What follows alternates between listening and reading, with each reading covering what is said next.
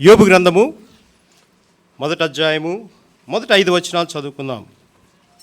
Book of Job chapter 1 beginning verse 1 down verse 5. Reading alternatively.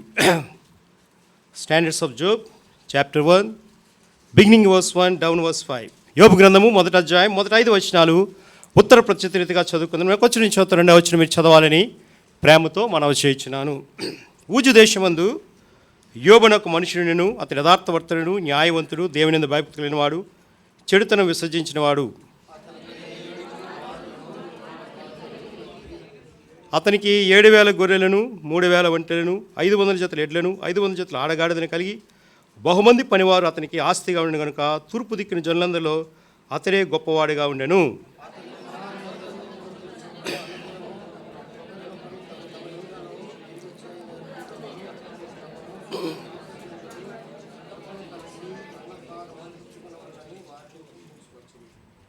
వారు విందినములు పూర్తిగా కానీ యోబు తన కుమారుని పాప విషయంలో తమ హృదయంలో దేవుని దూషించలేమని వారిని పిలువనంపించి వారిని పవిత్రపరిచి అరుణోదయం లేచి వాళ్ళు ఒక్కొక్క నిమిత్తం దహనమని అర్పించి వచ్చెను. యోబు నిత్యము అలాగు చేయొచ్చు, అలాగునా చేయుచుండెను. అలాగే ఎఫెసీలకు రాసిన పత్రిక 2వ అధ్యాయము 8వ వచనం చదువుదాం. Book Epistle of Paul written of Ephesians chapter 2 verse 8, reading all together. Epistle of Paul written of Ephesians chapter 2 verse 8. Book of Ephesians chapter 2 verse 8. ఎఫెసీయులకు రాసిన పత్రిక 2వ అధ్యాయం 8వ వచనము అందరం కలిసి చదువుదాం. మీ భాగాన్ని విశ్వాసం చదవండి. మీరు విశ్వాసము ద్వారా కృపచేతనే రక్షింపబడి ఉన్నారు, ఇది మీ వల్ల కలిగింది కాదు, దేవుని వరమే. మరొకసారి చదువుదాం. మీరు విశ్వాసము ద్వారా కృపచేతనే రక్షింపబడి ఉన్నారు, ఇది మీ వల్ల కలిగింది కాదు, దేవుని వరమే. ప్రార్థన చేసుకుందాం. ప్రేమగల తండ్రి వందనాలు. ఈ మాటలు దయించి అందరితో మాట్లాడండి. ఆరాధన కూడా మనం సిద్ధపరచండి, సాయం చేయండి ప్రభా. ఆరాధించట్లో మాకు నేర్పించి బలపరిచి సహాయం చేసి దేవుడుగా ఉన్నావు తండ్రి, వందనాలు చెల్లిస్తున్నాం ప్రభా. అందరితో మాట్లాడండి. ఎవరిని ఏర్పాట్లు ఉన్నారో క్షేమంగా వాహనాలు వేస్తున్నా క్షేమంగా తీసుకురండి, సాయం చేయండి. నీ మందిరాన్ని చేర్చండి, బలపరచండి, కృప చూపిస్తారని మహిమా ఘనత వందనాలు చెల్లిస్తూ యేసు ప్రభువుని ప్రశస్తమైన నామం నుంచి ప్రార్థించి వేడుకున్నాం తండ్రి, ఆమేన్. మన ఫెలోషిప్లోని 5 విషయాలకు ఇంపార్టెంట్ ఉంది. First thing worship, second thing table, third thing gospel, fourth thing prayer meeting, fifth thing is the offering. Offering అంత ఇంపార్టెన్స్ ఇవ్వరు కానీ ఈ 4 ఇంపార్టెన్స్ ఉంటుంది. First thing worship. చూడండి, చూపిస్తాను చూడండి. ప్రకటన గ్రంథము మొదటి అధ్యాయము మొదటి 9వ వచనం చదవండి. నేను ఎప్పుడు చదివిస్తాను. 10వ వచనం చదవండి. 10వ వచనం. Revelation chapter 1 verse 10. ప్రభు దినమందు ఆత్మవచనం. చాలండి. This is the Lord's day. You go to the worship the Lord అనమాట. ఇది first thing. Second thing is the book of Acts chapter 20 verse 7. అపోస్తలుల కార్య గ్రంథము 20వ అధ్యాయము 7వ వచనం చదవండి. అపోస్తలుల కార్య గ్రంథము 20వ అధ్యాయం 7వ వచనం. ఆదివారమున మేము రొట్టె విడిచి కూడినప్పుడు పౌలు మరునాడు వెళ్ళండి వారితో ప్రసంగించు అర్ధరాత్రి విస్తరించి మాట్లాడుచును. Second thing is the Lord's table. అందుకే 2 వర్తమానాలు చాలా important. First thing the worship, second the Lord's table. అంటే ఈ యొక్క బల దగ్గరికి వచ్చినప్పుడు, ఈ ఆరాధన చేసిన తర్వాత ప్రభు బల దగ్గరికి వచ్చినప్పుడు ఆదివారంన చేయాలి. అది రెండవది. 3వది చూపిస్తాను చూడండి. మార్క్స్ వార్త 16వ అధ్యాయము 15-16 వచనాలు. Mark gospel chapter 16 verse 15 and 16. Marks వార్త 16వ అధ్యాయము 16-17 వచనాలు. మరియు మీరు సర్వలోకమునకు వెళ్ళి సర్వ సృష్టికి సువార్తను ప్రకటించుడి, నమ్మి బాప్టిసం పొందినవాడు రక్షింపబడము, నమ్మని వానికి శిక్ష విధించండి. గాస్పుల్. 3వది ఏంటంటే సువార్త ప్రకటించాలి. ఈ యొక్క బల తినేసి ఆరాధన చేసి అలా ఇంటి దగ్గర ఉండడం కాదు. మన ప్రాణం ఉన్నంత వరకు ఏం చేయాలంటే దేవుణ్ణి స్తుతించాలి, ఆరాధన చేయాలి, నీవు స్వార్థ చెప్పాలి. అది 4వది చూపిస్తాను చూడండి. ఇర్మియా గ్రంథము 33వ అధ్యాయము 3వ వచనం. చెప్పండి, చదవండి. నాకు మొరపెట్టి నీకు ఉత్తరం ఇచ్చేదను, నువ్వు గ్రహింపలేని గొప్ప సంగతులు గూఢమైన సాయి నీకు తెలుపుతానమాట. ఏంటండి? నాకు మొరపెట్టు నీకు ఉత్తరం ఇస్తాను. ఇంకో మాట కూడా ఉంది. 65వ కీర్తన 2వ వచనం కూడా చదవండి. 65వ కీర్తన 2వ వచనం కూడా చదవండి.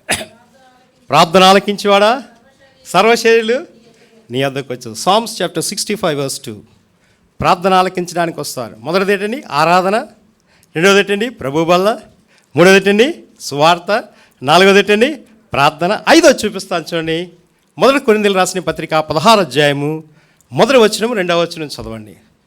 మొదటి కొరింథీయులకు రాసిన పత్రిక 16వ అధ్యాయము మొదటి వచనం 2వ వచనం చదవండి. ఈ ఐదోది ఎక్కువ మనం చెప్పం, ఈ 4 ఎక్కువ చెప్తాం. చెప్పండి. పరిశుద్ధుల కొరకైనా చందా విషయం అయితే నేను గలతీయుల సంఘములకు నియమించిన ప్రకారము మీరును చేయడి. తర్వాత, నేను వచ్చినప్పుడు తంగా పోగు చేయకుండా ప్రతి ఆదివారము నీలో ప్రతివాడును తన వర్ధులను కొలది ప్రసమ్మితిలో చేయవచ్చు. సరే, ఈ ఐదవది ఏంటంటే మన సంఘాల్లో కానుకల కొరకు ఎప్పుడు చెప్పం. ఎందుకంటే దేవుడు ఏ పని ఎలా చేయాలో దేవుడు చేస్తాడు. మన ఫెలోషిప్లో అది ఆఫరింగ్ కొరకు చెప్పం. దశంభాగం ఏమంటే వేసేస్తారు అంతే, ఏం చేయాలని చేస్తారు. కానీ అది సీక్రెట్. బాక్సింగ్ గారి టైంలో కూడా సీక్రెట్. అందుకే ఐదోది చాలామంది ఒక్కని చెప్పం, కానీ ఈ 4 చాలా ఇంపార్టెంట్ చెప్తాం. ఈ 4లో చాలా ఇంపార్టెంట్. ఐదోది కూడా మనకి ఇంపార్టెంట్. గలతీ సంఘానికి అపోజిట్ పౌలు వచ్చినప్పుడు ఎలాగ దేవుని యొక్క ఆఫరింగ్ సమర్పించాడో సంఘములో పేదలకు, భక్తిహీనులకు, విధవరాలకు, అనేక మందికి, భక్తి గల స్త్రీలకు, చాలామంది చాలా లోట్లు ఉన్న వాళ్ళకి అందరూ సంఘము ద్వారా పంపించాడు పౌలు గారు. అందుకే ఈ మాట చాలా ఒక్కానించి అన్నగారు చెప్పలేదు, మన పెద్ద అన్నగారు ఆత్మీయమైన తండ్రి బాక్సింగ్ గారు చెప్పలేదు, కానీ ఈ 4 ఇంపార్టెంట్ పట్టుకున్నాడు. ఇప్పుడు మనం చదువుకున్న దాంట్లో ఈ 10,000లో బైబిల్ ఉంది. జాగ్రత్త వినండి, నేను కరెక్ట్గా ముగించేస్తాను, 20 నిమిషాలు చెప్పి ముగించేస్తాను. ఈ 10,000లో బైబిల్ ఉంది. ఈ మొదటి వేలు ఆది కాండము, నిర్గమాకాండము, లేవియ కాండము, సంఖ్యాకాండము, ద్వితీయోపదేశ కాండము. This the 5 steps of the law of the Moses. మోషే నియమించిన ధర్మశాస్త్రము 5 గ్రంథాలు ఇందులో రాయబడింది. ఈ చూపుడు వేలు the history of the church, సంఘ చరిత్రలోని రాజుల కాలంలో చరిత్ర ఏ విధంగా ఉందో చూపిస్తుంది. ఇప్పుడు చూడండి, మన దగ్గర విజయనగర మహారాజులు, బొబ్బిలి మహారాజులు, కృష్ణరాయల మహారాజులు, అనంతపురం, బళ్ళారి వెళ్తే మహారాజుల యొక్క కోటలు ఉన్నాయి, నేను చూశాను. ఆ రాజుల యొక్క చరిత్ర చూపిస్తుంది. ఈ మధ్య భాగం చూపిస్తుంది పోయట్రీ, యోబు గ్రంథం నుండి పరమగీతాల వారు చూపిస్తుంది. ఈ యొక్క రింగ్ వేలు చూపిస్తుంది యెషయా గ్రంథం నుండి ఇర్మియా గ్రంథము, విలాప వాక్యాలు, యెహెజ్కేలు గ్రంథం వరకు చూపిస్తుంది, 4 పెద్ద ప్రవక్తలు. ఈ చివరి వేలు చూపిస్తుంది యోబేలు గ్రంథం నుండి మలాకి వారు చూపిస్తుంది. ఇది ఒక పుస్తకం, పాత నిబంధన 39 పుస్తకాలు మన వేళ్ళు ఉన్నాయి. 5 steps of Genesis, Exodus and Leviticus and numbers and Deuteronomy. ఆది కాండము, నిర్గమాకాండము, లేవియ కాండము, సంఖ్యాకాండము, ద్వితీయోపదేశ కాండము. ఈ చూపుడు వేలు రాజుల కాలంలో చరిత్ర చూపిస్తుంది. ఈ మధ్య వేలు పద్య భాగము, గద్య భాగం చూపిస్తుంది, పోయిటరీ థింగ్స్ అన్నమాట చూపిస్తుంది. ఈ చివరి వేలు చూపిస్తుంది పెద్ద ప్రవక్తలు, బిగ్ ప్రాఫిటబుల్ ఎలా రాశారు, వారి జీవితం ఏంటి, యేసు ప్రభుతోను యెహోవా దేవునితో ఎలా మాట్లాడి చూపించింది. ఈ చివరి వేలు చూపిస్తే చిన్న ప్రవక్తలు చూపించి. ఇది 39 పుస్తకాలు. ఇందులోని కొత్త నిబంధన 4 సువార్తలు, మత్తయి సువార్త, మార్కు సువార్త, లూకా సువార్త, యోహాను సువార్త, 4 సువార్తలు చూపిస్తుంది ఈ యొక్క బటన్ వేలు. ఈ చూపుడు వేలు the history of the church, సంఘ చరిత్ర చూపిస్తుంది. ఈ యొక్క మధ్య వేలు పౌలు రాసిన 14 పత్రికలు చూపిస్తుంది. ఈ మధ్య వేలు చూపిస్తుంది ఇతరులు రాసిన పత్రికలు, పేతురు రాశారు, యాకోబు గారు రాశారు, యోహాను గారు రాశారు చూపిస్తుంది. ఈ చివరి వేలు ప్రకటన గ్రంథం చూపిస్తుంది. అంటే ద ప్రత్యక్షీకరణం ప్రకటన గ్రంథము 13 అధ్యాయాలు జరిగాయి, ఇంకా మిగతా జరగబోతుంది అన్నమాట. మరొకసారి చెప్తాను, 4 సువార్తలు, మత్తయి సువార్త, మార్కు సువార్త, లూకా సువార్త, యోహాను సువార్త. ఈ చూపుడు వేళ చరిత్ర చూపిస్తుంది, హిస్టరీ ఆఫ్ ద చర్చ్. ఈ మధ్య వేళ పౌలు గారు రాసిన 14 పత్రికలు, రోమా పత్రిక, ఎబ్రీ పత్రిక వరకు ఉన్న 14 పత్రికలు చూపిస్తుంది. ఈ మధ్య వేళ చూపిస్తుంది యాకోబు గారు రాశారు, పేతురు గారు రాశారు, యోహాను గారు రాశారు చూపిస్తుంది. ఈ చివరి వేళ చూపిస్తే ప్రకటన గ్రంథము ప్రభు యొక్క రాకడను చూపిస్తుంది. ఇప్పుడు మనం చదువుకున్న దాంట్లోని ఫస్ట్ బైబిల్ గ్రంథం అంతట్లో కూడా యోబు గారి చరిత్ర చాలా గొప్పది. The stand for the Job. First Bible రాసినప్పుడే యోబు గ్రంథం రాయబడింది. నేను చాలా కొన్ని బైబిల్స్ తెలిసినప్పుడు, కొన్ని బైబిల్ పండితుల యొక్క రీసెర్చ్ చేసినప్పుడు, వాటి యొక్క విధానంలోని ఈ గూగుల్ సర్చింగ్లో చూసినప్పుడు ఫస్ట్ బైబిల్ రాసిన దాంట్లో యోబు గ్రంథమే రాయబడిందట. యోబు గ్రంథంలో చూసినట్టుగా ఈ మొదటి 5 వచనాల్లోని చాలా ఆశ్చర్యం ఉంది. ఊజు దేశమందు యోబు అనే ఒక మనుషుని, నేను అతడు యథార్థవర్తనుడు. 4 క్వాలిటీస్ ఉన్నాయి యోబుకి. యథార్థవర్తనుడు, న్యాయవంతుడు, దేవుని యందు భయభక్తి కలిగినవాడు, చెడుతనం విసర్జించు. ఈ 4 క్వాలిటీస్ యోబు జీవితంలో ఉంది. ఊజు దేశం అంతట్లో కూడా గొప్పవాడు యోబు. చదవండి మొదటి వచనము, యోబు గ్రంథము 1వ అధ్యాయము 1వ వచనం చూడండి, మాట కనిపిస్తుంది. యోబు అనే ఒక మనుషుడు, అతడు యథార్థవర్తనుడు, న్యాయవంతుడు, దేవుని యందు భయభక్తి కలిగినవాడు, చెడుతనాన్ని విసర్జించినవాడు. సరే, యోబు అంటే అర్థం ఏంటంటే ద టర్నింగ్ విత్ గాడ్, దేవుని వైపు తిరుగుట. ద టర్నింగ్ విత్ గాడ్, దేవుని వైపు తిరుగుట. యోబు తన జీవితంలోని మొట్టమొదట ప్రభు వైపు తిరిగాడు, దేవుని వైపు తిరిగాడు. మనం ఇప్పుడు ఈ దినాన్ని వచ్చామంటే ఎవరి కోసం వచ్చాం చెప్పండి? ప్రభు కోసం వచ్చాం, ప్రభుని ఆరాధించడానికి వచ్చాం. కాబట్టి యోబు జీవితంలో దేవుని వైపు తిరిగాడు. మనం కూడా ఎవరి వైపు తిరగడానికి వచ్చామండి? ప్రభు వైపు తిరగడానికి వచ్చాను. యోబు యొక్క చరిత్ర చూస్తే ఊజు దేశము చాలా గొప్ప దేశము, వెరీ రిచెస్ట్ సిటీ అట, గొప్ప ధనిక దేశం అట. అలాంటి ధనిక దేశంలోని యోబుని దేవుడు ఏర్పరచుకున్నాడు. గోపాలపట్నంలో ఎంతమంది ఉన్నారు? ఇష్కోల్ మందిని ఎందుకు ఏర్పరచుకున్నాడు? స్టీఫెన్ పాల్ గారి మందిని ఎందుకు ఏర్పరచుకున్నాడు? బెతస్తా మందిని ఎందుకు ఏర్పరచుకున్నాడు? అంటే దేవుడు ఒక ప్రణాళిక ఉంటుంది, ఒక్కొక్కరు ఒక విధంగా ఏర్పరిచాడు. అందుకే యూజు దేశమందు యోబుని ఎందుకు ఏర్పరచుకున్నట్టే దేవుని ఉద్దేశం ఉన్నాడు కాబట్టే దేవుడు ఏర్పరచుకున్నాడు. ఉదయకాలం నేను ప్రార్థన చేస్తున్నప్పుడు దేవుడు 3 సంగతులు చూపించాడు.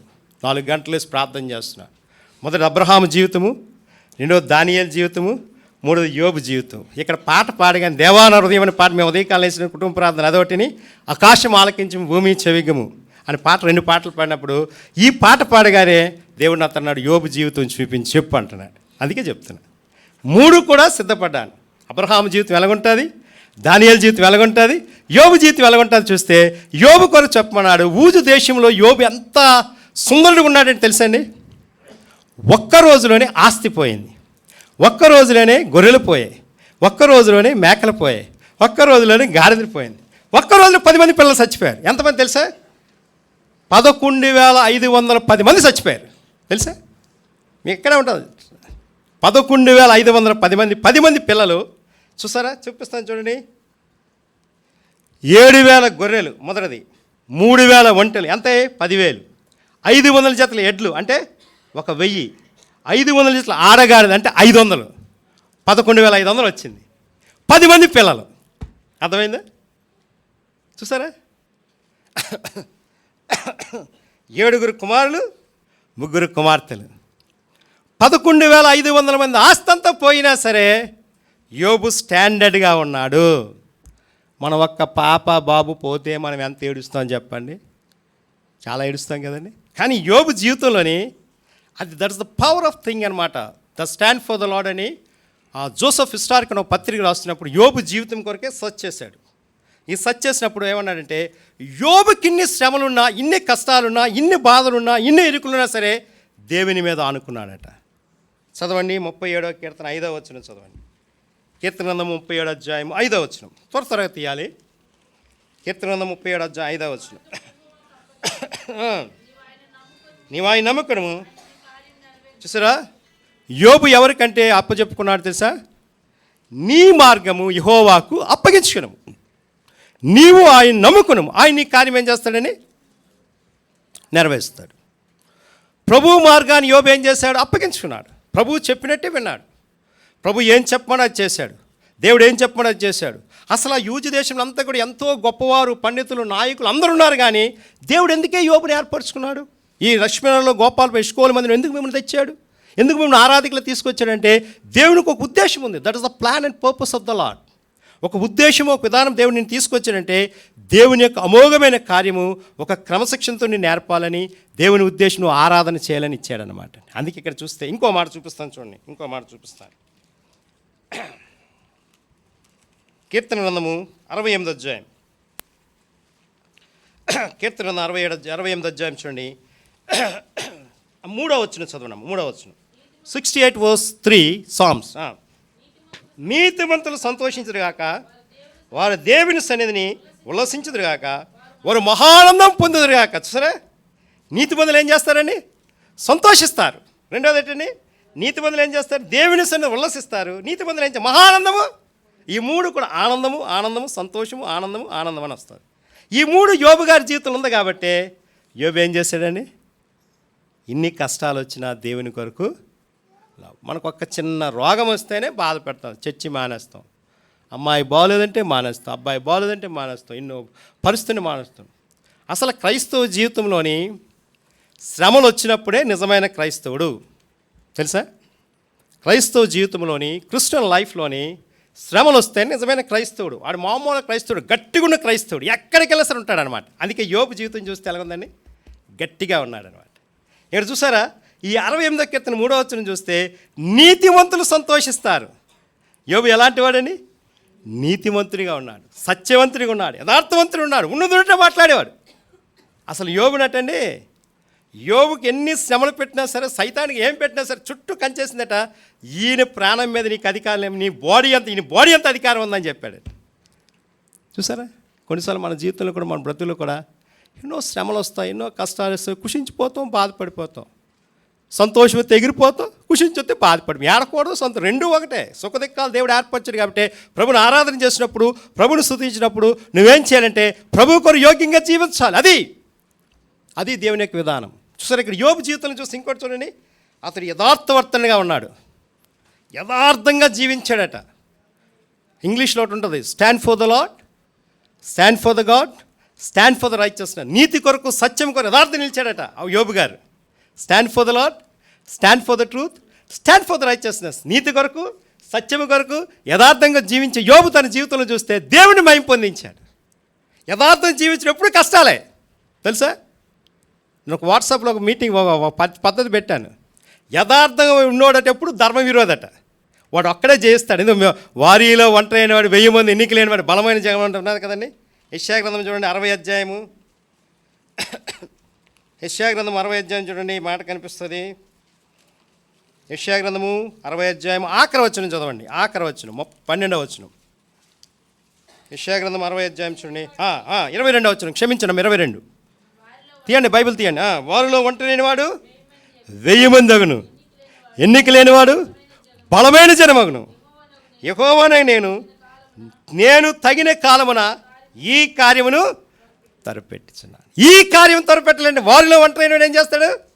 1000 మంది. ఎన్నిక లేని వాడు ఏం చేస్తాడు? 10,000 మంది అవుతాడంటే యథార్థంగా ఉన్నాడు ఎప్పుడు ఒంటరోడే. తెలుసా మీకు? తెలియదు.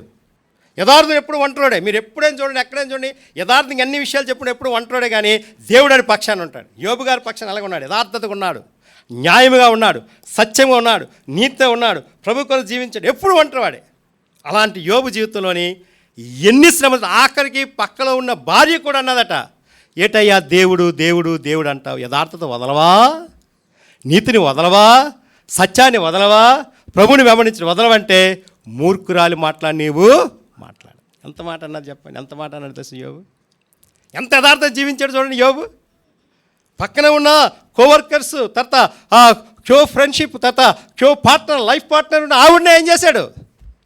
యథార్థత వదలవా. చూసారా, మన జీవితంలో కొన్నిసార్లు యథార్థంగా జీవించాలి.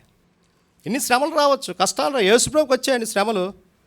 ఈ దినాలు చాలామందికి ముళ్ళు గుచ్చుకుంటే మందిరం మానేస్తున్నారు, తలపోటు వస్తే మందిరం మానేస్తున్నారు, జ్వరం వస్తే మందిరం మానేస్తున్నారు, ఏంటంటే బాగులేకపోతే మందిరం మానేస్తున్నారు. ఎందుకు మందిరం మానేస్తారు? ఆదివారం కూడా మానేస్తారు. మిగతా రోజులు మానేసిన అది వేరే విషయం, ఆదివారం కూడా మానేస్తున్నారు.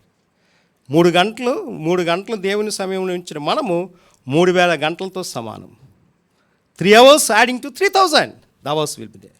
అంటే 3 గంటలు 3,000 గంటలతో సమానం. అంటే యోబు జీవితంలో చూడండి, అంత యథార్థతగా ఉన్నాడు. రెండోది, న్యాయంగా నడుచుకున్నాడు. తనకు కలిగిన ఆస్తే చాలు, ఇతరుల ఆస్తి తీసుకోలేదు. తనకి కలిగిన విధానమే చాలు, న్యాయంగా, సత్యంగా, యథార్థంగా యోబు జీవించాడు. యోబు ఎందుకు జీవించాడు తెలుసండి? దేవుని కొరకు రోషంగా బతికినవాడట. అందుకే మొట్టమొదట బైబుల్ పుట్టలలో చూస్తున్నట్టుగా, బిబిలియాసిస్ పరిశుద్ధ లేఖన సమకూర్పులో చూస్తున్నట్టుగా ఈ యోబు గ్రంథం దొరకగానే ప్రతులు దొరికాయి. ఈ ప్రతులు దొరికినప్పుడు ఈ యోబు గ్రంథం మొదలు దొరకగానే ఏంటండి, న్యాయంగా జీవించాడట. కొంతమంది అన్నీ కావాలంటారు. ఇతరులు కూడా మనం ఏమి ఆశించుకోండి.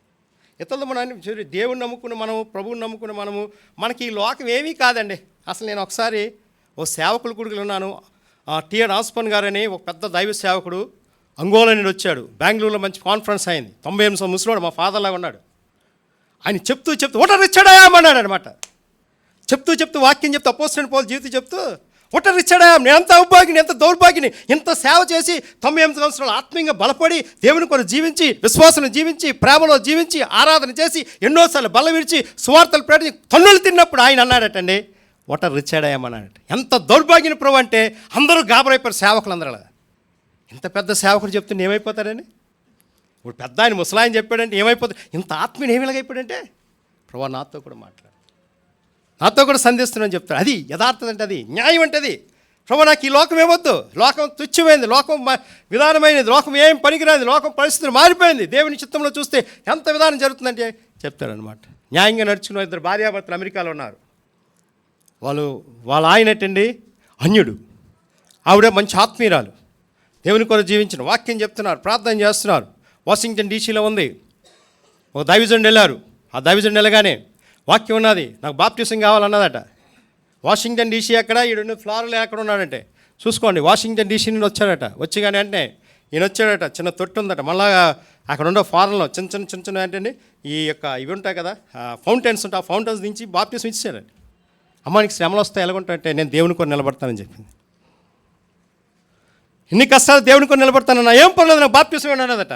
ఆవిడేం చేశారు తెలుసా, బైబుల్ ఇంట్లో చదవకుండా వాష్రూమ్లోకి వెళ్ళి ఒక్కొక్క పుట్టిని చింపుకొని, యోబు గ్రంథం ఒకరోజు కీర్తనలో ఏంటి గంట ఉన్నావేటి వాష్రూమ్లో అంత చేస్తున్నావని ఆ భర్త తిడుతున్నా సరే ఏమి చేయలేదని ఏడ్చుకొని ప్రార్థన చేసి వచ్చిందట. అంత ఆశ్చర్యం చూసారా? దేవుని కొరకు జీవిస్తే యథార్థత ఉంటుంది, న్యాయం ఉంటుంది, దేవుని యందు భయభక్తులు ఉంటుంది, దేవుని యందు భయం ఉంటుంది. నీలో భయం ఉన్నదంటే కంపల్సరీ దేవుని యొక్క భక్తి వస్తుంది. భయం లేకపోతే భక్తి ఉండదు. భయం ఉంటే భక్తి వస్తుంది, భక్తి ఉంటే భయం ఉండదు అనమాట. ఈ రెండు ఉంటే దేవుడు నాని గుర్తెరుగుతాం అనమాట. యోబు జీవితంలో రెండు ఉన్నాయి. భయభక్తులు కలిగి జీవించాడు. మూడవది మనం కూడా ఎలా ఉండాలండి? భయభక్తులు కలిగి జీవించాలి. దేవుడు చెప్పిన మాట వినాలి, దేవుడు చెప్పిన తూచో నడవాలి, దేవుడు చెప్పిన వాడు బలపరచాలి, దేవుడు చెప్పిన వాడు భద్రపరచాలి, దేవుడు ఏం చెప్పాడు వినాలి, దేవుడు మొత్తం ఏం మాట్లాడుతున్నా వినాలి, దేవుని యొక్క శక్తి ఏంటో గైకొనాలి, దేవుని యొక్క వాగ్దత్తం ఏంటో గైకుంటప్పుడు దేవుని ఆశీర్వాదం మన మీద ఉంటుంది. యోబు జీవితంలో చూసారా? యథార్థవత్వం లేదు, న్యాయవంతుడు ఉన్నాడు, దేవుని యందు భయముతో ఉన్నాడు. దేవుడు అంటే భయపడేవాడు. ఇదంటే దేవుడు అంటే భయం లేదు. క్రైస్తవులు మనకు చాలామంది దేవుడు భయం లేదు. మా నాన్నగారంటే భయం లేని కూడా బజార్లో గుడ్డెట్టినట్టు భయం లేని కూడా జీవిస్తున్నారు. మా ఫాదర్ అంటున్నాడు కదా, ఎప్పుడు వాక్యం చెప్పి భయం లేకుండా జీవించకండి, భయం కలిగి జీవించండి, భయభక్తులతో జీవించండి. దేవుడు ఏం చెప్పాడు వినాలి, దేవుడు ఏం చెప్పాడో కలిగించాలి. అలా చెప్తే భయంలో ఉండాలి. భక్తి ఉంది. ఎర్ర బట్టలు, నల్ల బట్టలు, తెల్ల బట్టలు, పసుపు బట్టలు, అన్ని బట్టలు వేస్తున్నారు. కానీ భక్తి ఉంది కానీ భయం లేదు. భయం ఉన్నవాడికి భక్తి రావాలి, భక్తి ఉన్నవాడికి భయం రావాలి. ఈ రెండు ఉంటే దేవుని ఆత్మీయస్థితి పనిచేస్తుంది. యెహోవా యందు భయభక్తి కలిగి ఉన్నాడు. ఎలా భయభక్తులు ఉన్నాడు చూడండి. కీర్తన గ్రంథము 128 అధ్యాయం చూడండి. కీర్తన గ్రంథము 128 అధ్యాయం చూడండి, 4వ వచనం చదవండి. Psalm 128 verse 4. యెహోవా యందు భయభక్తి కలిగిన వాడు ఇలాగూ ఆశ్రయింపడును, సియోనులో నుండి యెహోవా నిన్ను ఆశ్రయించును, నీ జీవితకాలం అంతయు యెరూషలేము క్షేమం. చూసారా? సియోనులోని ఆశీర్వాదం. నువ్వు ఏమన్నానండి? దేవుని యందు భయభక్తులను. సామెతలను అంతా చదవండి మీరు. 31 అధ్యాయం చదివి 31 రోజుల్లో రోజుకొక అధ్యాయం చదవండి. అందులో యెహోవా యందు భయము, యెహోవా యందు భక్తి, యెహోవా యందు జ్ఞానము, యెహోవా యందు ఆశీర్వాదం, యెహోవా యందు భయభక్తులు జ్ఞానమునకు మూలము, తెలివినకు మూలం, విమోచనకు మూలం అని ఉంటుంది. అంటే అర్థం ఏంటి? దేవుని యందు మనం ఎలా ఉండాలండి? భయభక్తులతో ఉండాలి. చెత్తని చెడుతనాన్ని విసర్జించాలి. 4వది చెడుతనం. మనలో ఉన్న విధానము అంటే ఆత్మీయంగా మనం దేవునిలో బాగా ఉండొచ్చు, కానీ దేవుడు మనతో మాట్లాడతాడు. కొంతమందికి గర్వం పోలేదు. జాతి గర్వం, కుల గర్వం, విద్యా గర్వం, ఉద్యోగ గర్వం, వ్యాపార గర్వం, పని గర్వం అని పోవాలి. అది చెడుతనం అంటే. నీలో ఉన్న మస్టు మాలిన్యం కూడా పోవాలి. ప్యూరిటీగా ఉండాలి. అది ఆరాధన ఆజ్ఞానిస్తాడు. ఎక్కడ వేసిన గొంగళ్ళు అక్కడే ఉంటే కుదరదు. ఎప్పుడు ఏరారులోని ఎండారులో ఈ ఆటలో ఆ ఆటలో ఆరాధన చేస్తే కుదరదు. ఆరాధన చేయగానే దేవుని ఆత్మ నీలో ఉండాలి. హెబ్రోన్లో ఆరాధన చేస్తారు తెలుసా? 3000 మంది కూర్చుంటారు, 30 స్తంభాలు ఉంటాయి. ఒక్కొక్క స్తంభం దగ్గర చెప్తారు, టక్కన ఎత్తుతారు. అంటే అర్థం ఏంటంటే ఆడ ఆత్మ ఉద్యోగంగా పనిచేస్తుంటుంది. ఇలా పనిచేస్తుంది. మన దగ్గర కూడా పనిచేస్తుంది. మన దగ్గర కుర్చీలో కూర్చుని వాళ్ళు ఆరాధన చేయట్లేదు. ఇక్కడ పక్కన కూర్చుని వాళ్ళు ఆరాధన యమనస్తులు ఆరాధన చేయట్లేదు.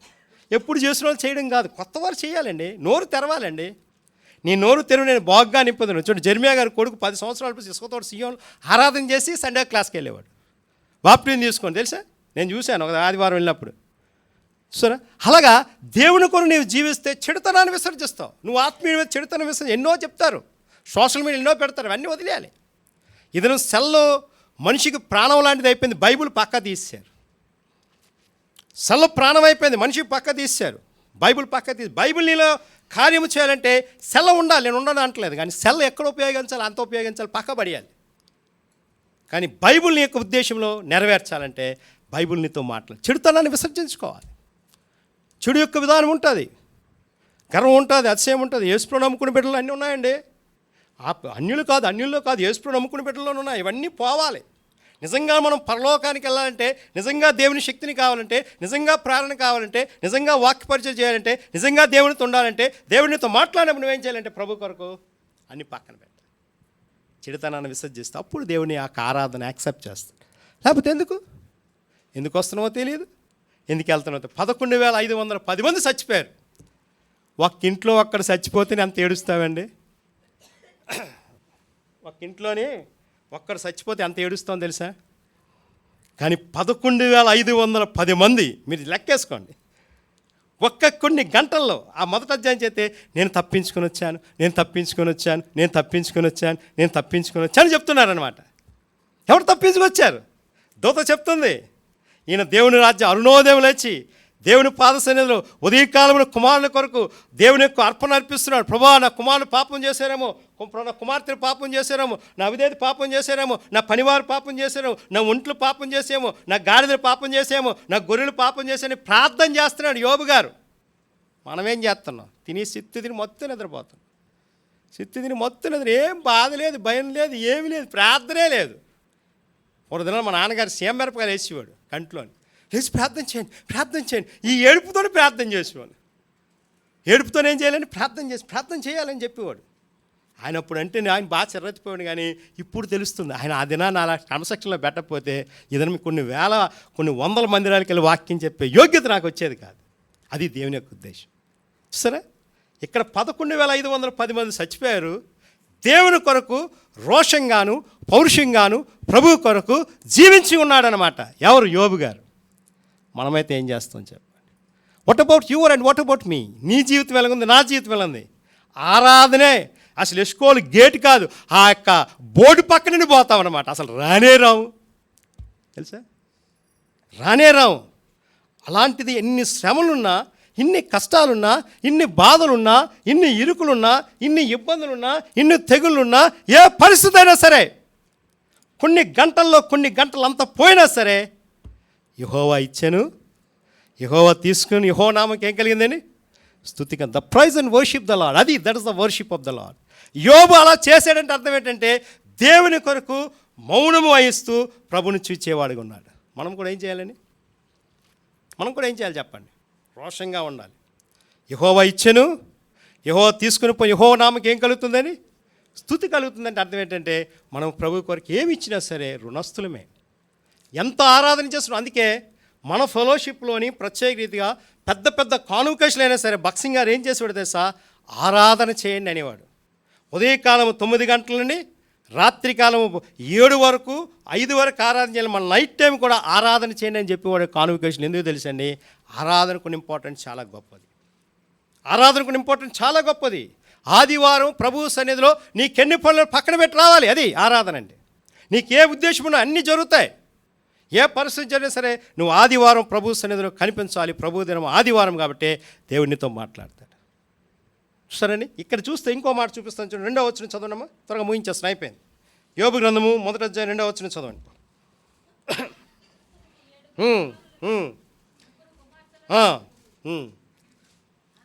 అతనికి 7,000 గొర్రెలను, 3,000 ఒంటెలను, 500 జతల ఎడ్లను, 500 ఆడగాడిదలను కలిగి బహుమంది. చూడండి, బహుమంది పని, ఎంతో పనివారు ఉన్నారట. 319 పనివారు ఉన్నారు అబ్రహాం గారికి. ఇంక చూడండి యోబు గారికి ఎంతమంది పనివారు ఉన్నారు చెప్పలేం. చెప్పండమ్మా, చదువురమ్మా. అతనికి ఆస్తిగా ఉండను కనుక గొప్పవాడిగా ఉండను. The sun city of Vizag, తూర్పు దిక్కులో వెళ్తుంది వైజాగ్ అంటున్నారు.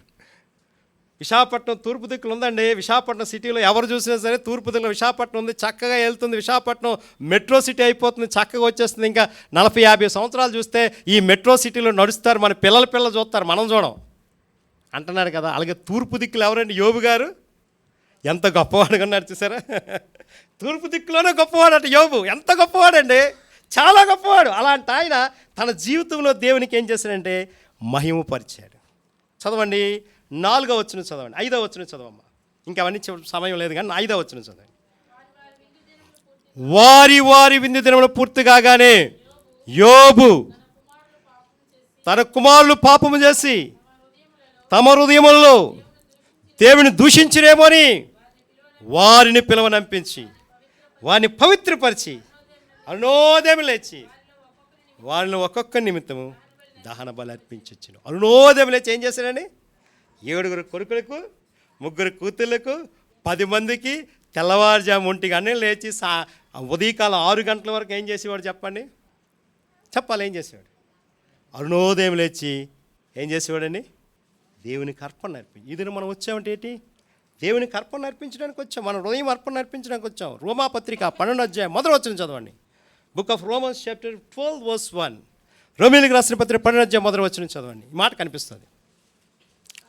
కాబట్టి సహోదరులారా, పరిశుద్ధమును దేవునికి అనుకూలమైన సజీవ యాగముగా మీ శరీరములను ఆయనకి సమర్పించకండి. దేవుని వాత్సల్యాన్ని బట్టి మిమ్మల్ని బ్రతిమాలుకొని. చూసారండి, సజీవ యాగముగా సమర్పించుకోవాలి. అంటే సజీవ్యాన్ని సమర్పించుకుంటే బట్టి దేవుని వాత్సల్యం ఉంటుంది. ఇక్కడ చూసారండి, యోబు జీవితంలో చూస్తే ఏం చేశాడు? అరుణోదయం లేచి సజీవ యాగముగా అరుణోదయం లేచి ఏం చేశాడండి? బలి అర్పించాడు. 7 కొడుకుల కొరకు, 3 కూతుర్ల కొరకు, 10 మంది కొరకు ఏం చేశాడండి? ఏదైనా ఒక్కల కంటేనే బాధపడిపోతున్న అక్కలు ఇంకెంతమంది కానీ ఆ దినాల్లో అటండి గంపిడి మంది పిల్లలుంటే అంత ఆశీర్వాదం. ఆడేలాగా ఈడేలాగా ఆడేలా. మా పెదనాన్నగారు 8, మేము 6, ఇంకోళ్ళంటే విజయ్ ప్రసాద్ గారు 12 మంది, ఇంకొక ఆయనకి 8 మంది, ఇంకొక ఆయన నల్ల ఆయన ఉన్నాడు, ఒక ఆయన 6. అసలు ఇంటి నిండా పిల్లలుంటే గొప్ప ఆశీర్వాదం అట. ఇప్పుడు అక్కడితోనే ఏముంది బ్రదర్? ఏమి లేదు బ్రదర్. బ్రిలియంట్ స్కూల్లో లేదు బ్రదర్. ఏంటంటే కొట్టక్ మహేంద్రలో తీసుకుందాం బ్రదర్ సీట్ అనుకుంటున్నాం. అంటే కడుపులో ఉండగానే ప్లానింగ్. కడుపులో ఇంకా కంటాదో లేదో తెలియదు. ఆ సహోదరు అక్కయ్య గారు కంటాదో లేదో తెలియదు. తర్వాత ఏంటంటే ఇంకో స్కూల్ ఉంది కదా, టింపిని స్కూల్లో కూడా చాలా ఆశ్చర్యమే. కానీ ఈయన చూడండి, ఉదయకాలం లేచి అరుణోదయం లేచి తెల్లవారుజాము లేచి 10 మంది పిల్లల కొరకు ప్రార్థన చేశాడు. అరుణోదయం దేవుని స్తుతించాడు. నువ్వు చేస్తున్నావా? అది ఆరాధన అంటే. అది ఆరాధన అంటే. ఉదయకాలం లేచడంటే దేవుని స్తుతించాలి. ప్రభువా, నాకు ఉదయకాలం లేచినందుకు వందనాలు, నన్ను లేపినందుకు వందనాలు, నన్ను బలపరిచినందుకు వందనాలు, నన్ను రక్షించినందుకు వందనాలు, నన్ను కృప చూపినందుకు వందనాలు. మన ఫెలోషిప్లో ప్రత్యేక రీతిగా అనేక మందిని ఆరాధన తీసుకొచ్చే గాచ్యం ఏంటంటే దట్ ఇస్ ద గాస్పల్. స్వార్థ ద్వారా వచ్చారు బయటికి. అది ఇక్కడ అరుణోదయం లేచి దేవుని స్తుతించాడు. చాలామంది మన సహవాసాన్ని చూసి ఈ క్రమాన్ని నేర్చుకొని రక్షణ పొందిన వాళ్ళు ఉన్నారు. అన్నం తిని రక్షణ పొందిన వాళ్ళు ఉన్నారు. యొక్క క్రమాన్ని చూసి రక్షణ పొందిన వాళ్ళు ఉన్నారు. ప్రభు బల తీసుకొని రక్షణ పొందిన వాళ్ళు ఉన్నారు. ఆరాధన చేసి రక్షణ పొందిన వాళ్ళు ఉన్నారు. దేవుని మందిరాన్ని విడిచిపెట్టకుండా మందిరంలోని ప్రార్థన చేసి రక్షణ పొందిన వాళ్ళు ఉన్నారు. హెబ్రోన్లో 24 గంటలు గేట్లు అలా తెరబడతాయి. ఎవరు ఎక్కడికి వెళ్ళినా హెర్మోన్ గేట్, హెబ్రోన్ గేట్ ఇప్పుడంటే అప్పుడప్పుడు వేసేసారు, కానీ ఇప్పుడు మళ్ళా తెరిచి ఉన్నారు. కానీ ఎక్కడికి వెళ్ళినా సరే గుంపులుగా ప్రార్థన చేస్తుంటారు. ప్రభా, నాతో మాట్లాడు. నేను మన అనంతపురం వెళ్ళానండి. వెళ్ళిన తర్వాత అక్కడ మీటింగ్ అయిపోయిన తర్వాత వేరే మీటింగ్ అన్నగారు పంపించారు. సేవకులు కూడా పంపిస్తే వెళ్ళిన తర్వాత ఆ ఆఫీస్ రూమ్లో భోజనం పెట్టారు. 12 డబ్బాలు కనిపిస్తున్నాయి. ఆఫరింగ్ డబ్బాలు 12. అన్న ఏటనేది అన్న, ఆఫరింగ్ బ్రదర్ అన్న. ఏంటి 12 ఆఫరింగ్స్ అంటే? ఆఫరింగ్ బాక్స్ బ్రదర్ అన్న. 12 ఆఫరింగ్స్, సుమారు 2000 మంది ప్రజలు వస్తారండి. 3 అంతస్తుల బిల్డింగ్. చూడండి ఎంతమంది, ఎంత లోపడుతున్నారు. ఆరాధన టైం ఉండదట. 1.5-2 గంటల ఆరాధన ఇచ్చిన సమయం ఉండదట. దేవుని స్తుతిస్తూనే ఉంటారు. మరి అన్న ఇవి కౌంటింగ్ వేసారంటే 2 రోజులు పడతాయి బ్రదర్. కొంతమంది మేము కేటగిరీ పెడతాం, ఆ కేటగిరీ ప్రకారం కౌంటింగ్ చేసి వెంటనే బ్యాంకులు వేస్తారు, ఎంత ఖర్చు అయిందో రాస్తారని చెప్పారు. ఎందుకు చెప్తున్నంటే వాళ్ళకున్న సమర్పణ, త్యాగం. రాయలసీమ, తెలంగాణ, ఆంధ్ర, కోస్తా 4 సర్కారు జిల్లాల సేవకుల గుడికి వెళ్ళాను, కానీ మన కోస్తా ఆంధ్రాలోనే చాలా తగ్గిపోయింది. కానీ 3 జిల్లాల్లో కూడా సూపర్గా ఉన్నారు. తెలంగాణ ఇంకా గొప్ప. తర్వాత సర్కారు జిల్లాలో అయితే జనాలు ఏంటండి తండోపుతండాలుగా వస్తారనమాట మందిరంకి. ఇంకా రావాలి. ఒక మీటింగ్కి 500 మంది వచ్చారు కడపలో నా దగ్గరికి. కమలాపురం మీటింగ్కి 500 మంది వచ్చారని చూడండి. ఇంకంటే అందరికీ భోజనాలే. కడప మందిరం 3-4 మందిరం. ఆయా మందిరం నేను సాక్ష్యం కూడా చెప్పాను. అన్నగారు చెప్పారు, పెద్ద అన్నగారు ఆనందరావు గారు, రండి సాక్ష్యం చెప్పాను. ఎలా రక్షణ పొందో చెప్పాను. చెప్పగానే అలాగా ఆశ్చర్యం. మళ్ళీ వేరే దగ్గర మందిరం పంపించి మీటింగ్ చేయమని. చూడండి, అది అరుణోదయం లేచి దేవుని స్తుతించాలి. నువ్వు అరుణోదయం లేచి ఉదయకాలం లేచి నీ పిల్లల కొరకు, నీ భార్య కొరకు, నీ భర్త కొరకు, నీ పిల్లల కొరకు, నీ సంఘం కొరకు, నీ సేవకుని కొరకు, నీ విశ్వాసుల కొరకు, నీ సేవకులందరి కొరకు దేవుని మర్మంలో చెప్పాలి. అది ఆరాధన అంటే. వచ్చావు ఎందుకు వస్తావు తెలియదు, ఎందుకు వెళ్ళిపోతావు తెలియదు అంటే అర్థం ఏంటి? నువ్వు వచ్చావంటే దేవుని యొక్క ఉద్దేశంలో నెరవేర్పొంది. కోస్తా ఆంధ్ర చాలా తగ్గిపోయాను. నేను అనుకున్నాను ప్రభా ఆత్మీయ స్థితిలో నేను చాలా తగ్గిపోయానని. వాళ్ళు చూసి నేను సిగ్గుపడ్డాను. తెలుసండి, వాళ్ళు చూసే నేను సిగ్గుపడ్డాను. వాళ్ళ ఆత్మీయత కానీ, వాళ్ళ ప్రేమ కానీ, వాళ్ళ మహత్యం కానీ, వారి విధానం కానీ, వారి ఇచ్చుడు కానీ, ప్రభు కొరకు మందిర సేవకుడు ఇస్తే వేలే. వందలు కాదు, రూపాయలు కాదు, 5,000 10,000 జోబీలు పెట్టేస్తారు. దేవుడు అలగాలికి ఇచ్చేస్తాడట. మనం 100 రూపాయలు ఇవ్వడానికే చచ్చిపోతాం, 50 రూపాయలు ఇవ్వడానికే చచ్చిపోతాం. దేవుని సేవకుడి 10 రూపాయలు ఇవ్వడానికి చచ్చిపోతాం. కానీ వాళ్ళు 100 మంది వస్తుందంటే నాకు ఇస్తాడన్నా, పర్లేదు తీసుకెళ్ళని ఏమో. అది దేవునికి ఉద్దేశం. చూసారా, యోబు జీవితం ఎంత ఉన్నా సరే ఏం చేసుకున్నాడని చూడండి. దానియేలు గ్రంథం చూడండి. దానియేలు గ్రంథము 5వ అధ్యాయము 10వ వచనము, 11వ వచనం, 12వ వచనం చదివి మాట కనిపిస్తుంది. ఇంకొక మాట చూపి ముగించేస్తాను. దానియేలు గ్రంథము 5వ అధ్యాయం 11, 12, 13 వచనం చదువు. మీ రాజ్యంలో ఒక మనుషుడు ఉన్నాడు, అతడు పరిశుద్ధ దేవత ఆత్మ కలిగినవాడు. నీ తండ్రి కాలంలో అతడు దైవ జ్ఞానం వంటి జ్ఞానం కలిగినవాడు, బుద్ధియు తెలివియు గలవాడైనట. నీ రాజ్యంలో ఒక మనుషుడు, అతడు పరిశుద్ధ ఆత్మ కలిగినవాడు, దేవదూత ఆత్మ కలిగినవాడు, దేవుని ఆత్మ కలిగినవాడు. ఆయన మీద దానియేలు. చూసారా, ఎష్కోలు మందిరంలో ఫలానా వ్యక్తి ఉన్నాడు, ఫలానా అక్క ఉంది, ఫలానా ఉన్నాడని చెప్తున్నారా? హెబ్రోను మందిరం ఉన్నాడని చెప్తున్నారా? షాలే మందిరం చెప్తున్నారు, సియోన్లో ఉన్నాడని చెప్తున్నారా? నీ రాజ్యంలో ఒక మనుషుడు, ఆయన పరిశుద్ధ ఆత్మ, ఆయన పేరే దానియేలు, వేచిన శక్తి కలిగినవాడు. ఇంకో మాట చూపిస్తాను చూడండి. కొలస్సీలు రాసిన పత్రిక చూడండి. కొలస్సీలు రాసిన 4వ అధ్యాయం 11, 12 వచనాలు చదవండి. 11, 12 వచనాలు త్వరగా. మరి యూస్తోని యేసు కూడా మీకు వందనములు చెప్తున్నాడు. మీరు సున్నతి పొందిన వారిలో చేరిన వారు వీరు మాత్రమే దేవుని రాజ్యం నిమిత్తము నా జత పని వారు ఉన్నారు. చూసారా, ఉండండి అమ్మా, ఉండండి సిస్టర్. యూస్తు, యేసు, వీళ్ళందరితో కూడా అపోజిషన్ పౌలు ఉంటే దేవుని రాజ్యం నిమిత్తము జత పనివారు, కోవర్కర్స్ అనమాట. కోవర్కర్స్. మన వర్షిప్ మెసేజ్ ఎందుకు అందరికీ ఇస్తామని చెప్పండి? రక్షణ గారు చెప్పాలా, డేవిడ్డే చెప్పాలా, వైపాలు చెప్పాలా, ఇంకోని చెప్పాలి కాదు. దేవుని ఆత్మీయత చిన్న పిల్లవాడు కూడా చెప్తాడు. అది దట్ ఇస్ ద కోవర్కర్స్, జత పనివారు. జత పనివారు అంటే అర్థం ఏంటండి? కోవర్కర్స్. తర్వాత చదవ సిస్టర్. వీరి వలన కోవర్కర్స్ వల్ల ఏమొస్తుంది? ఆదరణ వస్తుంది, సంతోషం వస్తుంది, కంఫర్ట్నెస్ వస్తుంది. ఈ కంఫర్ట్నెస్ ఎలా వస్తుంది? దేవుని మాట చెప్పుడు బట్టి ఆదరణ రావాలండి, దేవుని మాట చెప్పిన బట్టి సంతోషం రావాలండి. ఈ చిన్నబాబు వాక్యం చెప్తుంటే సంతోషపడాలండి, దుఃఖించుకోకూడదండి. అది కోవర్కర్స్ అంటే. అర్థమైందా? కోవర్కర్స్ అంటే అర్థం ఏంటి తెలుసా? చిన్న పిల్లవాడు వాక్యం చెప్పిన బాక్సింగ్ అన్న ఫెలోషిప్లోని 30% నేను ఎక్కర వేసుకొని వెళ్ళాను 30 సంవత్సరాల క్రితం, 40 సంవత్సరాల క్రితం. వాళ్ళందరూ నాకు అసలు ఎలా చూశారు, ఈడేం చెప్తాడు వాక్యం అనుకున్నాను. కానీ దేవుని ఆత్మ చెప్పించిన తర్వాత I'm extremely sorry sister, sorry brother అనుకోండి. పాస్టర్ ఇలాగన్నది. పర్లేదు బ్రదర్, మీరు చెప్పరు అనుకున్నాం కానండి. నేను అన్నాను, చెప్పరు అనుకుని పోయినా పర్లేదమ్మా దేవుని. నేను అన్నాను, అన్నీ కూర్చుని పెట్టి మీరు నాకేమవద్దు, ఉదయకాలం వెళ్ళిపోతాను, ఏం పనులు మీరే చేసుకున్నాను. వాళ్ళు మాకు టెస్టింగ్ అన్నీ ఇచ్చాను, నేను అన్నీ చేశాను. ఏం చెప్తున్నావు అంటే కోవర్కర్స్. చిన్న అబ్బాయి ఇప్పుడు చింటుగాడు ఆడు ఆర్మని వేశాడు, మొన్న చాలా సంతోషించాను. పాటలు పాడుతున్నాడు, ఇంకోటి పాడాలి. అక్కడ ఉన్నాడు మన జాన్సన్ ఉన్నాడు, శాంసన్, వీళ్ళందరూ వెళ్ళాలి. ఎందుకు? మన సంఘంలో అందరినీ ఎందుకు ఉత్తేస్తాం చెప్పండి? దేవుని ఆత్మీయస్తున్నాడు. జోయల్ ఉన్నాడు, వాక్యం చెప్పాలి. మామూలు కాదు. యవనొస్తులు మనం ఏంటంటే పెద్దవాళ్ళు చచ్చిపోతారు. ఇప్పుడు బాక్సింగ్ గారు చనిపోయిన తర్వాత ఆ యొక్క బాడీ తీసుకెళ్ళిన తర్వాత అందరూ అనుకున్న అయిపోయింది అనుకున్న సావాసం. కానీ ఏముంది, వెళ్ళాలి. సుధరున్నాడు, సేవకుడు. ఆయన వాళ్ళ అమ్మ సేవకు తర్పించి చేస్తుంది. అటు సేవకుడు వాక్యం చెప్పాలి. అది దేవుని వాక్యం. అది కోవర్కర్స్. నేనే కాదు, మీరే కాదు, దేవుని కొరకు ఆత్మీయ కోవర్కర్స్. అంటే ఆత్మీయ బలపడినప్పుడు దేవుడు ఆశ్రయిస్తాడు. లేకపోతే ఎప్పుడు మనమే ఉండకూడదు, కంటిన్యూ చేయాలి. ఇప్పుడు మన పిల్లలు చదువుకోకపోతే మనం ఎంత బాధపడతామో దేవుని మందిరంలో కూడా ఏం చేయాలండి? ట్రైనప్ చేయాలి. అది ట్రైనప్ చేయాలి. నన్ను అలాగే చేశారు చాలామంది. నేను మందిరం రాకపోయినా బయట సేవ చేయడానికి వెళ్ళినా సరే మన మందిరంలో వాడబడాలి. మనం చూసుకొని ఏం చేస్తారు, వాళ్ళు భయపడిపోతారు, చెప్పరు. అది దేవుడు మనల్ని ఏం చేయాలండి? ట్రైనప్ చేయాలి. తర్వాత చదవండి, ఆదరణ ఉన్నది. ఆ ట్రైనింగ్లో ఏముందండి చెప్పాలి? ఆ ట్రైనింగ్లో ఆదరణ, the comfortness with the Lord, comfortness with God, comfortness the Holy Spirit. ఇంగ్లీష్లో చక్కగా ఉంటుందంటే కంఫర్ట్నెస్ నీలో వచ్చినప్పుడు నువ్వు ఆత్మీయ స్థితిలో ఆరాధన కొరకు సిద్ధపడతావు అన్నమాట అండి. అది చదవండి. అది 12వ వచనం చూడండి. కొలస్సీ పత్రిక 4వ అధ్యాయం 12వ వచనం చదవమ్మా. మీలో ఒకడును క్రీస్తు యేసు దాసునైనా ఎపఫ్రా మీకు వందనములు చెప్తున్నారు.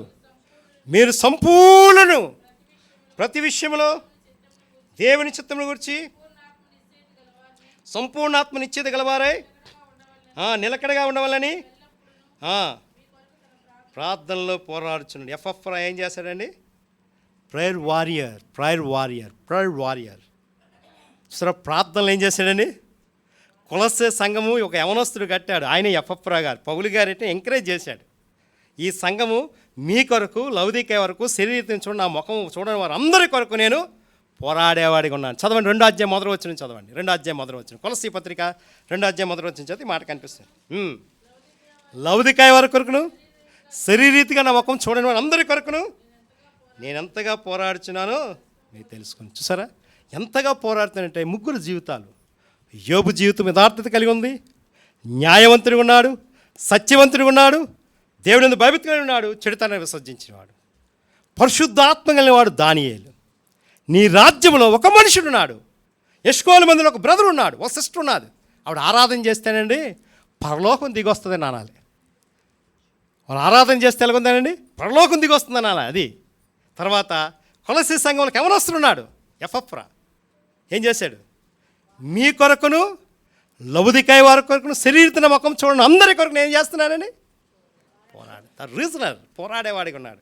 అందుకే మన జీవితంలో ఆరాధనకు వచ్చి నువ్వు ఏ జీవితంతో వస్తున్నావు. చూసారా, యోబు ముగ్గురు స్నేహితులు బాధపడ్డారు. చదవండి, యోబు గ్రంథం 1వ అధ్యాయము 21 వచ్చిన చదవండి, 22 వచ్చిన త్వరగా చదవండి, త్వరగా టైం అయిపోయింది. 21, 22 చదవండి. నేను తల్లి గర్భం నుండి దిగమనే వచ్చాను, దిగమనే తిరిగి వెళ్ళేదును. యెహోవా ఇచ్చాను, యెహోవా తీసుకుని పోయాను. యెహోవా నామమును స్తుతి కలుగును గాక. The praise and worship the Lord. అది ఇస్ ద ఆరాధన. అది ఆరాధన అంటే.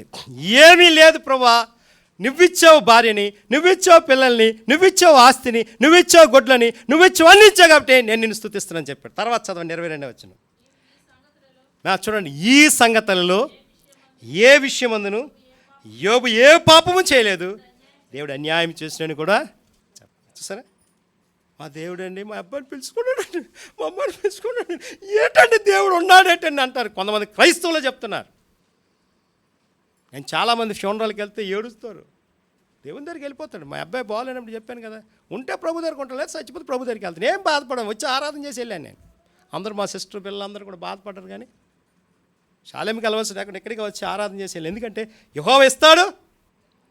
ఈ సంగతిలో ఏ విషయం ఉంది, యోబు ఏ పాపం అన్యాయం చేసినట్టు కూడా ఆ రోజు భోజనం చేయకుండా వెళ్ళిపోయాడానికి ఇంకా సీరియస్ అయిపోయిందంటే నాకేం చెప్పలేదు. తర్వాత మా చెల్లి చెప్పింది, చాలా సీరియస్ అయిపోయిందో చెప్పలేమంటే. చెప్పకపోతే పర్లేదులే, క్రైస్తవ జీవితం బాధపడకూడదండి. ఎందుకు బాధపడాలి? పిల్లలు ఇచ్చాడు దేవుడే, భార్యని ఇచ్చాడు దేవుడే, కుటుంబాన్ని ఇచ్చాడు దేవుడే, తండ్రిని ఇచ్చాడు దేవుడే. మా నాన్నగారు సిద్ధపడిపో పర్లేదు, రెడీ చేసేస్తున్నాను నేను. ఏం బాధపడకూడదు. ఎందుకు సిద్ధపడితే తప్పే ఉందండి. క్రైస్తవ జీవితం ఎప్పుడైనా చచ్చిపోవాలి. చచ్చిపోకుండా బతికిన వాళ్ళు ఎవరున్నారు చెప్పండి, ఎవరున్నారా?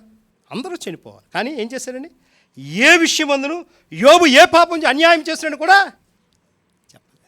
మనమైతే ఏమంటామండి, దేవుడిని నమ్ముకున్నామండి, మారు మనసు పొందామండి, మా అబ్బాయి చచ్చిపోయాడండి, మా అమ్మాయి చచ్చిపోయిందండి, మా ఇల్లే పోయిందండి, మా బర్రే పోయిందండి, మాకే పాలు లేవండి, ఏంటండి అంటే కుదరదు.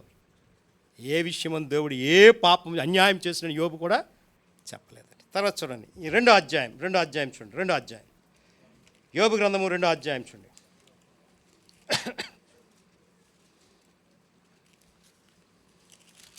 2వ అధ్యాయం చూడండి, 9వ వచనం 10వ వచనం చదవండి ఈ ఒక్క మాట. చూసారా, భార్య ఏమంటుంది, యథార్థతను వదలకుంటావా. చదవం. దేవుని దూషించి మరణము కమ్మని అందుకతడు మూర్ఖురాలు నువ్వు మాట్లాడుచున్నావు. ఈ మాట చాలా అండర్స్టాండింగ్ చేసుకోండి, టిక్కు పెట్టుకోండి. దేవుని వల్ల మేలు అనుభవించదమా, కీడును మనం అనుభవింపు తగదా అనేను. ఏ సంగతిలో ఏ విషయం అందును యోబు నోటి మాటను బట్టి ఏ పాపమును కూడా సరే యథార్థత వదలకుండా ఉన్నాడు, దూషించి మరణము కమ్మన్నాడు ఆవిడ అంటుంది. కానీ ఆయన ఏం చేశాడని, మేలొస్తే మేలు అనిపించాం కదా, కీడొస్తే కీడు అనిపించమా, మేలొస్తే మేలు అనిపించా, కీడొస్తే కీడు అనిపించమా, దేవుడు ఏదైనా మనం మంచిగా చేశాడు పర్లేదు అన్నాడనమాట. అలాంటి ఆయన బూడిదలో పడి ఏం చేశాడండి, ఏమైపోయాడండి, ప్రార్థన చేశాడు. 42 అధ్యాయంకి వస్తే డబల్ ఫోల్డ్ బ్లెస్సింగ్ వచ్చింది యోబు గారికి. 42 అధ్యాయం చూడండి, 42 అధ్యాయం 12వ వచనం చదవండి, 12వ వచనం చదవండి. 42 అధ్యాయము 12వ వచనం చదివితే